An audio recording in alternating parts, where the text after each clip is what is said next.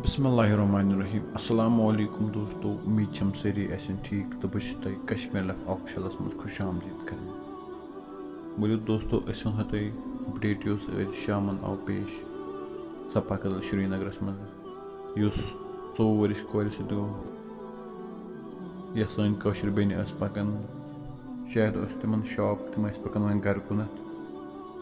वत मे समखे तमिस कह unknown people तमो कर तमिस एसिड अटैक ऑन फेस यम तमिस पूरा फेस गो डैमेज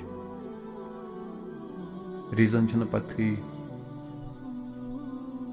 कैज कोरहस तो नहको वन कुस ओस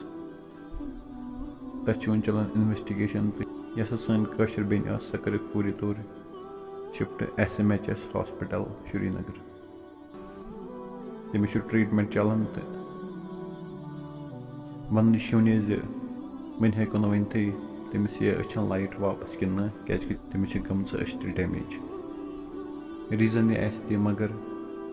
बह वन कत यह कुन सजा चाहे तमिस गलती या ना